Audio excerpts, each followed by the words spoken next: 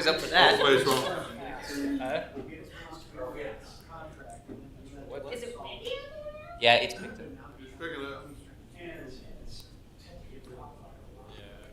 So are you on the aerospace side? Avionics side?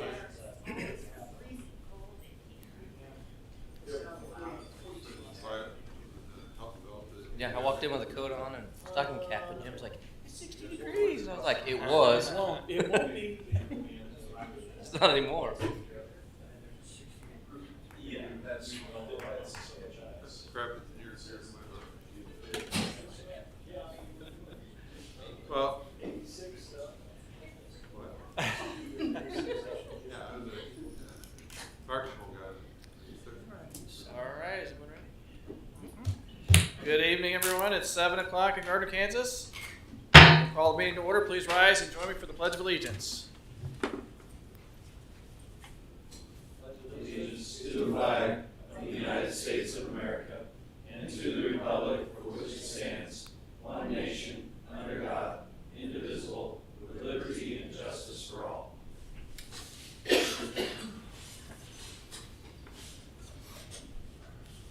All right, good evening, everyone. We have a fairly short agenda tonight, but we have no presentations. We're going to start with a public hearing. Do I hear a motion? No public comments. No public comments. All right, wrong one. Did I leave it on there? It's still on here. Yeah. Sorry, I didn't delete that line. That's all right. There's some position to it. Okay, we'll move to public comments. Again, you've got it. If it's on the teleprompter, I'm going to read it. I know, right? I know. Oh, boy. All right. No public hearing. Okay, public comments. Members of the public are welcome to use this time to make comments about city matters or items on the agenda that are not part of the public hearing. If you wish to come forward, please limit your comments to 5 minutes or less. There's a 5-minute time clock on your left. Please come forward and state your name and address for the record. The podium is now open.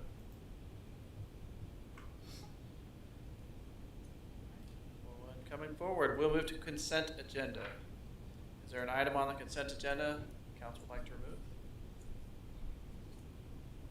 Do I hear a motion to approve? So moved. Second. Motion McNear, second Shoot. We approve the consent agenda. All in favor? Aye. All opposed? Abstain? Consent agenda passes. We have no planning and zoning consent, no committee recommendations, no old business. We have one new business item. New business item number 1, consider adopting a resolution authorizing the adoption and execution of an amended and restated benefit plan of the city of Gardner, Kansas. Ms. Templeton, good evening. Good evening. I'm Shannon Templeton. I'm the HR manager. Thank you, council and mayor.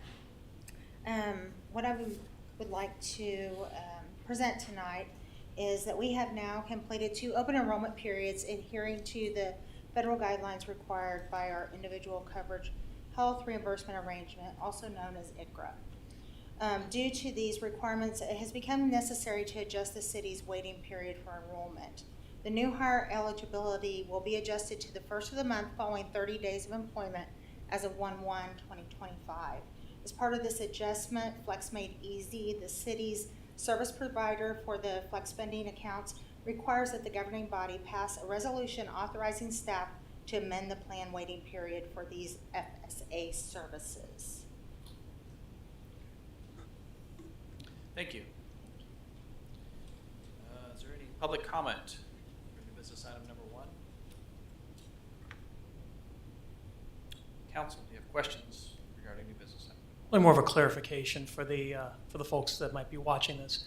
The original eligibility for flex spending was actually the first day of the month following employment. So if you were employed in the middle of January, for example, then your eligibility would be the first day of February, correct? That is But correct. because of these guidelines that we're having to adhere to, it's going to be the 1st of March instead of the 1st of February, That correct? would be correct. Okay. Yes. Any other questions? No? Do I hear a motion for new business item number 1? So moved. Second. Motion Shoot, second McNear. We adopt resolution 2162, resolution authorizing the adoption and execution of an amended restated welfare benefit plan of the city of Gardner, Kansas. Councilmember Baldwin. Yes. Councilmember Deaton. Yes. Councilmember Ween. Yes. Councilmember Shute. Yes. Councilmember McNair. Yes. Resolution 2162 passes. Thank you, everyone. That concludes our business items. So, we'll move to council updates. We can start with Chief Waldeck. We had two new officers start today. One is a lateral officer, and one is a new officer that will start the academy next Monday. We'll actually have 3 starting the academy next Monday. We're about a month in on our new animal services contract with Always and Forever, which is going well. We haven't had, we're still working through some of the changes with animal services, but it seems to be going pretty smooth. And I think that's all I have. Awesome, thank you. Renee? I do not have anything. Finance? Nothing tonight. City Attorney? Gons, Utilities. Nothing tonight. Jason, Parks and Rec. Nothing for me. Dave? Amending the streak. So actually, just one short item tonight. Maggie Brewster's here in the audience. I wanted to introduce her to you. Maggie is the Deputy Director. She was hired here in November, the 1st of November. So she's been with us for about 3 months. We meant to bring her forward sooner, but with the snow and different scheduling conflicts with the holidays, this has become the first time. So Maggie comes to us with about 30 years of experience in planning, both in the public and private side.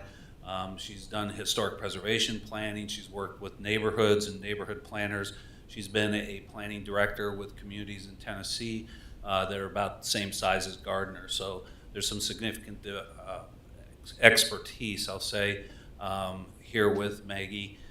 You will see her periodically filling in for me when I'm not here. You will see her potentially even when I am here doing some of the staff reports for some of the planning items too, because I want you to get used to seeing her face as well, so you know that there's a second contact there at City Hall when I'm not around. So, Welcome.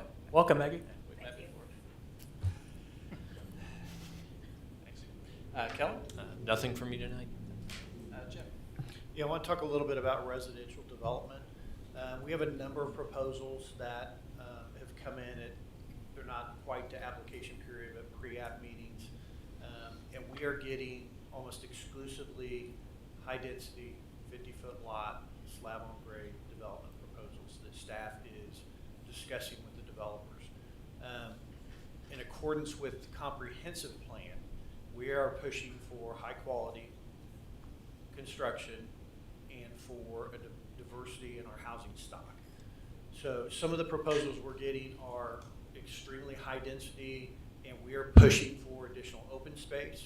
We're pushing for a variety of lot sizes and stock, and getting some pushback. One of the developers has reached out to some council members trying to influence that process. As a reminder, staff reviews these. They can put in an application, but staff is responsible for making a recommendation to the PC and to the council. So if they're not going to listen to staff comments, there's a possibility that staff wouldn't recommend the deviations that come with the 50-foot lots and the high density. So just kind of giving you a heads up, that's what we're looking at. Again, looking for more open space, looking for a variety of stock, so that we don't just get inundated with, high density neighborhoods. We have potentially over 1,000 of those that are being proposed. And so we're looking at those, seeing how they fit the character of the city, the character of the surrounding neighborhoods, and that's how we intend to proceed. So I can remember when we opened the door to even have a 50-foot lot, and that was the exception. Right. Obviously, the market's kind of pushing it to be the norm, but we just did 1,000 doors in apartments in the last 5 years. So we've already done the high density, if you will. There's really no reason to have, the city be littered with 50-foot lots everywhere when we have the apartments, and you can still put up apartments. I don't think that should become the norm that we entertain. and they require some deviations, and Dave's really good at talking to them about, not having the garage be so prominent on the facade and trying to make some changes there. We actually went out to development out in, was it Olathe? It was Lenexa. Lenexa last week and looked at it. Really nice, all brick. Just that kind of quality, what we're looking for, some things. Cypress Creek, we did 50-foot lots, but they have a ton of open space because of the floodplain. Grada has a diversity in the type of housing they have there, have walking trails and open space there. But some of the proposals we're getting exclude those things. They're just crammed in there in every nook and cranny. And we're pushing at the staff level to change that, to have some larger lots on the exterior, to have some more open space, and getting some pushback on that. Well, we also had a long conversation this last meeting about parking on streets, and if you have the smaller lots, I mean, all you're doing is causing more congestion on those streets, and now we're going to talking about, are we only going to allow parking on one side? We need to be planning, and then if we get another decent snowfall in those areas, it's going to be difficult to put snow around those areas as well. Jim, I'd like to say something here too. I'm getting ready to retire from real estate after 24 years. I'm not going to be actively selling much anymore going down the road. But I will tell you this, 24 years in that business, what's driving these 50-foot lots and the solutions, I think I can very briefly summarize. What's driving the 50-foot lots is economics. What's driving the facades is economics. Builders and developers can't get the density to even hopefully make a profit on something and be able to develop unless they can have more density in units per acre. And then at the other point right now in Gardner, Kansas, the entry point for new construction is about $340,000. That takes about $180,000 of income with no other debt to even hope to qualify for that type of apartment. And to Mark's point, we've approved thousands of rental properties. That's because the investors over 10 years ago, when those projects were being planned, saw what happened in 2008. And now, they knew where they were like Wayne Gretzky. They knew where the market was going to go in 10 years. And what we had an 8-year period between 2008 and 2015 where statistically across the United States, no housing was built for the size of the millennial generation, which outweighs us boomers by it's almost twice as big. So no properties were constructed of any kind, statistically, and now we have a very huge lack of inventory that's not going to resolve itself for probably 20 years or more, and even if we continue building at the rate we are. And so with that, it's simple economics. When you have not much supply and a huge demand, what's going to happen? The price is going to skyrocket, and we've seen that happen. So, and the solution to this, and then we mentioned Gada here. Didn't we just recently approve taking a lot of their estate lots and making more of the entry-level lots for them? Some of them, I wouldn't say a lot.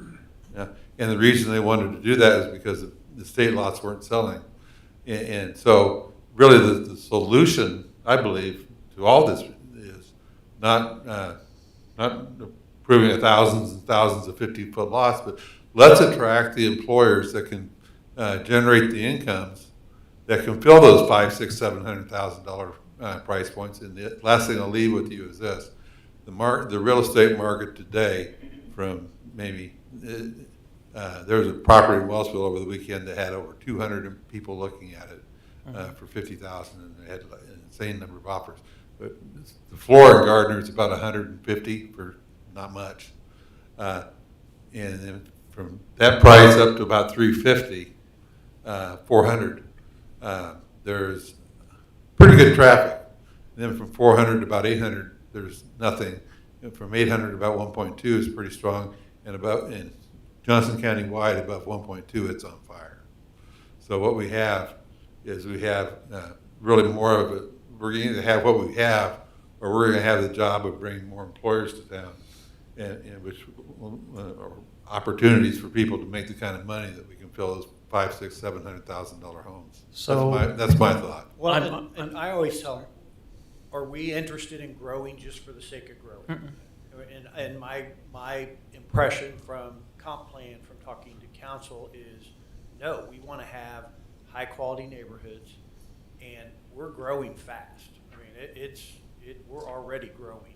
We could open it up and literally have production builders. We have national builders want to come in here, and they can throw up 1,000 homes in 2 years.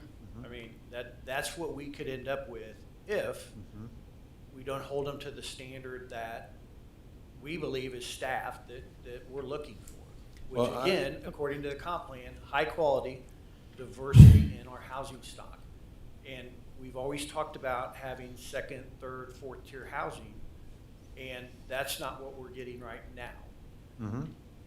So let me jump in real quick here. When I was the mayor, and we had discussed having, looking at our comp plan and actually looking at what was going to be happening in Gardner the next 10 years or 15 years. One of the things we wanted to see, one of the things actually I was trying to make a priority, was to bring what's called an anchor manufacturer to town. We need to have what every other municipality in Johnson County has, save Prairie Village, okay? And really have an attractor for higher income, wage base. One of the reasons why we get fast food restaurants and That's the smoke shops demographics. and gas stations is because our core demographic is a 28-year-old blue collar to gray collar employee that's making around household income around $70,000. That's really what we are in terms of our core demographic. And as long as that's the case, you're going to see demand for that kind of price point with the slab on grade going on, and we're not going to get much above that. Now, the problem is back in 2006, 2005, 2003, when we were building houses in Gardner, we were catering to that very demographic because we said to everybody and their brother that we were going to be a bedroom community, okay? And as long as we're a bedroom community on the southwest side of the Kansas City metro area, far enough away from amenities where we're not going to be able to draw a lot of people who want those amenities and want to move for amenities, we're going to be caught in that vicious cycle of having smaller homes that don't have a lot of appreciative value and don't have another jumping off point above it. Well, and Steve, to your point, you're exactly right, because what's happening is when we are surrounded by employers that have $20 to $25, $30 an hour jobs, That's your demographic. that's our demographic. And until we change that, it's not going to change. The other thing that I'll just liken this to the automotive industry as far as disruptors. Duesenberg back in the early 1900s, they were all hand built. They were magnificent automobiles, but the masses couldn't afford it. Henry Ford came around as a disruptor, and he built the assembly line. And production builders that we're talking about here are disruptors in the building industry. Well, Whether we like it or not, they are disruptive to the traditional method of building a house, and they're production lines. Well, I don't want assembly line homes. I mean, it also encourages urban sprawl. It also encourages crime because as you have more density, there is a direct correlation between high density and higher crime. So are we going to try to encourage our planning people and our staff to try to find out ways to attract the types of, as you said, I think that's awesome. An anchor manufacturer, something that will bring a wage base to Gardner that will give us the density. I'm not in favor of 50-foot lots. I'm not in favor of 1,000 home developments either. None of us want that. But until we change the income levels and the job opportunities in this town, we're going to have what we have. It's going to come back to one word, and that's infrastructure. Yes, sir. If we don't have infrastructure, you're not going to have that kind of development coming into town. Now, we have opportunities, right, Jim? I mean, with Panasonic right down the road, we've got tons of opportunities to bring support industries in here. Sure. That could bring that kind of wage base. And that which includes I'm talking about like high technology that would support that.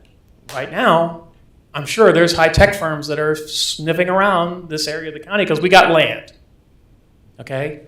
But will we be able to give them the infrastructure that they need in order to be able to build? I think we're all on the same page here. So listen to what the conversation is. We want better, we want diversity, but we're gonna need to have the income coming to town to be able to do it. So do we I don't- wanna I don't give- think we're not looking for Yeah. that. I mean, I don't think that's.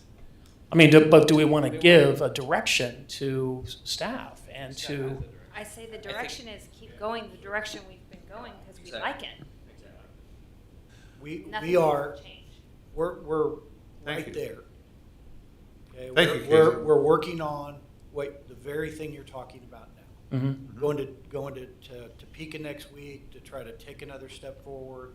We're working on what you're talking about, the higher quality employer and things that have potential to do the things that you want to do. I mean, we're working on it. I think Gardner is a great community. I wouldn't have ran for city council last year if I didn't think that. Truly believe it. We have a tremendous community here. It is something special. And this town is a hard-working, blue-collar, family-oriented town, and that's what we're made of. But if we're hearing that we want different, then we're going to get more of the same unless we do something different. of course. But I mean, what I think Jim is And I'm not alluding to. I'm not upset or concerned with what we're getting now. Well, I'm what perfectly happy. Jim is alluding to is that, I don't mean to take words and, tell me if I'm doing this wrong, but there are opportunities that are coming. We're going to probably need some assistance on the infrastructure to make it happen. Good. Because this is going to require some significant amount of planning and execution to be able to bring the arterials that we're going to need and other support infrastructure to allow these folks to be able to come to town. At this point, it's more about regulation.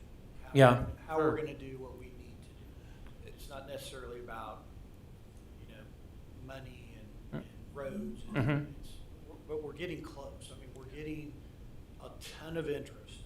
We just have to figure out one element of how we're going to do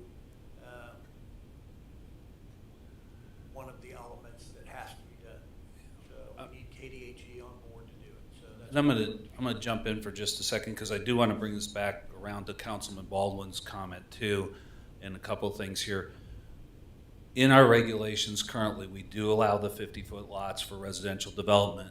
That size is not necessarily the whole problem, okay? It is a higher density than the traditional suburban lot density.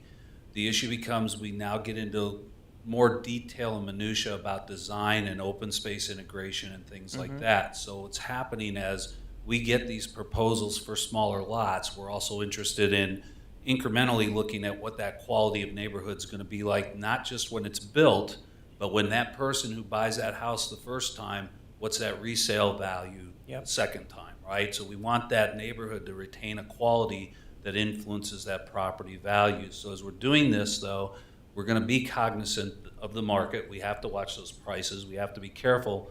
But what you're going to see with staff recommendations, and we have, I think we've got about 4 or 5 developers ranging from national to local, all looking at this style of housing.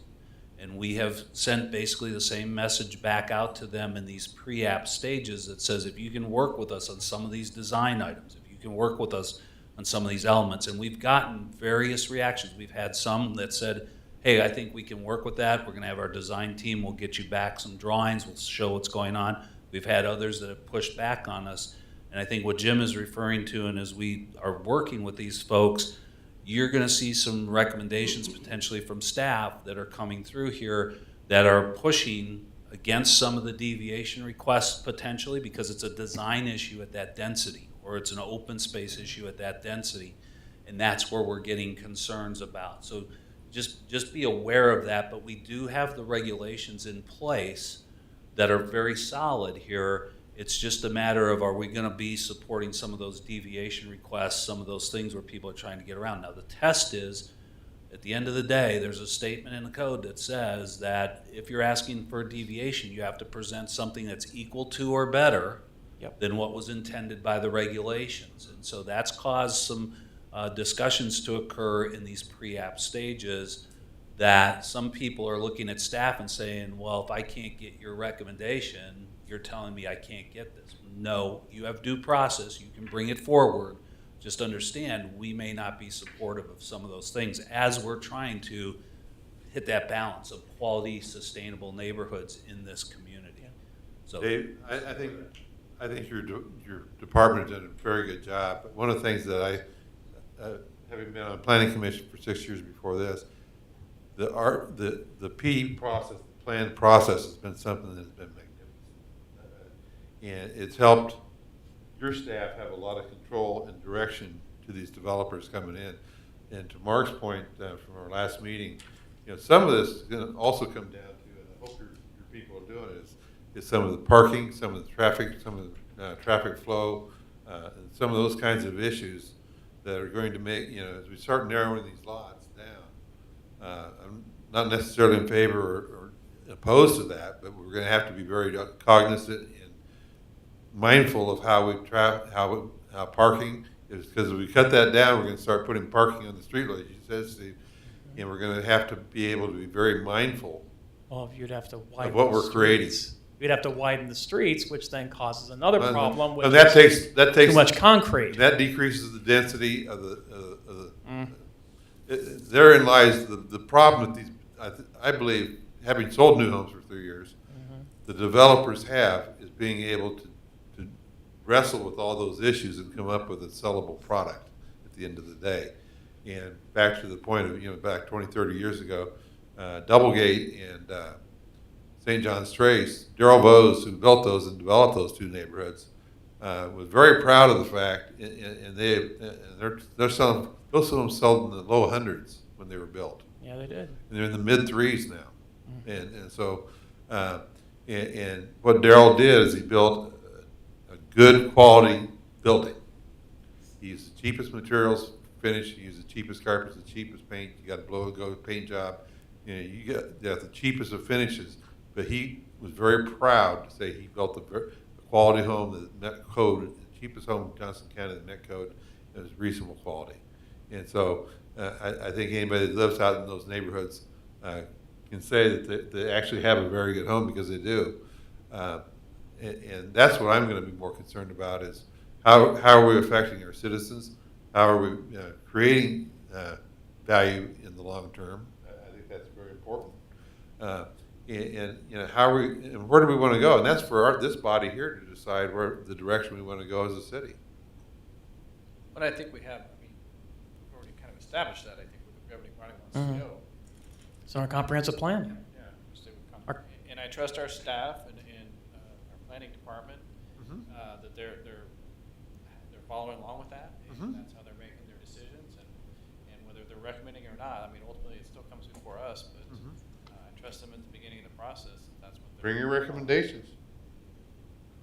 yeah, and I think that's the key part of it for everybody to understand. When we're working towards a recommendation, it is just that. It's our professional recommendation. You or the planning commission are not going to offend us if you go in opposite direction, because it helps give us policy guidance at the end of the day. If you're seeing something different, and we've had a couple cases like this where staff is coming up with those recommendations, and you've either sent it back to planning commission, or you've gone visited sites, you've taken a look at things, and you felt differently about it, and that's perfectly fine. That is your role as decision-making body here. Planning commission has decision-making authority in some of the final stages of some development, but you all are the real decision makers at those preliminary stages and in those rezoning stages when we have those plans before you. And if there's something you disagree with staff, we can go back and look at it. We can see what that policy direction is of the body. And that's what's important for everybody to remember. We're not making a decision. We're just simply making our recommendation based on the policies and codes that are before us at that time. Anything else? No. Council? Yeah. Only got a couple of things. First of all, I don't know if anybody saw the KCTV5 segment on Gardner, but wow, that was an amazing. There you go, still in Thunder, Steve. That was a long, positive, comprehensive look at our community. Thank you for Derek Stockton and others who were in that video, and Jim, who did a great job did of a fabulous encapsulating job. and working with the KCTV5 crew to market those areas of our city that we're looking to grow, and it's great to see positive press coming to our town and saying that we're open for business and we're open to grow, and we want to bring a deliberative process, but also an arms wide open process to growing our community. And I saw you concentrated a bit of our east side agenda to get over to the other side of I-35, and that was a big move. We planted the flag, and now we want to grow our footprint. And I think that was a great message. I think it resonated profoundly with a lot of people, and I just wanted to give staff, Danica, yourself, and others in the community that stepped up to spotlight what's great about Gardner, and thank you again. The other thing I had really quick was I know that Kansas City, I guess there's a football team here that's playing for a Super Bowl or some sort of bowl. I can't say Super Bowl because we might get sued or something. I don't know. The big game. Cereal Bowl. The big game is coming up this Sunday, and I just wanted to very quickly ask for a little bit of consideration for those in this community that have issues with PTSD, autism, loud noises. I know that last year, and I know that even during this playoff season, we've heard a lot of people, setting off fireworks after Chiefs wins. I have a feeling that when the Chiefs win next weekend, it's going to get worse.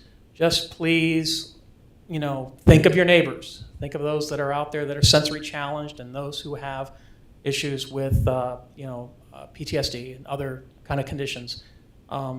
Just be mindful. Just be mindful and be, courteous if you can. Thanks, Steve. But celebrate, responsibly. That's all.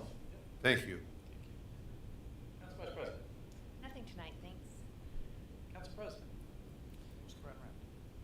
Hopefully everybody, I know this body has seen, but hopefully everybody watching has seen and is deliberating and thinking carefully about the infrastructure sales tax.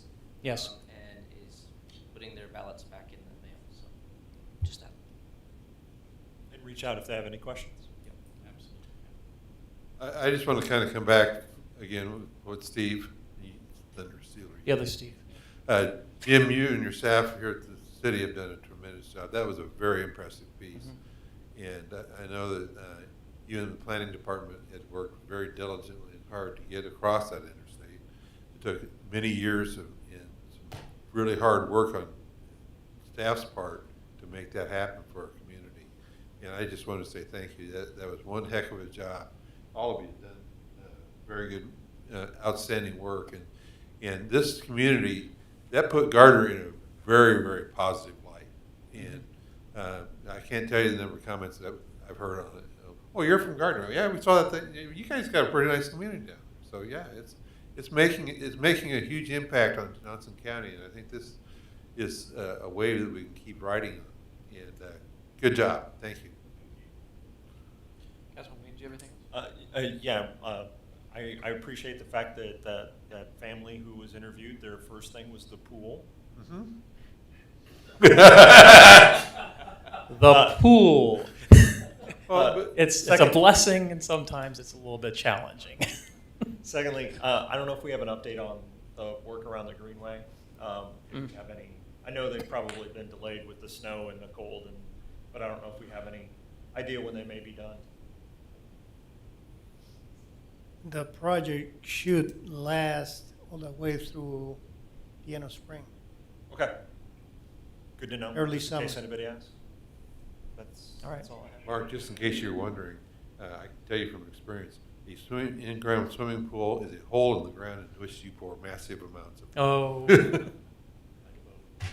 But it's an amenity, and the It's residents it's great for the community. Yes. All right. Councilman, anything else? Good? Okay. I've got nothing further. Is there a motion? So moved. Second. Motion Deep, second. McNear, we adjourn. All in favor? Aye. All opposed? Good.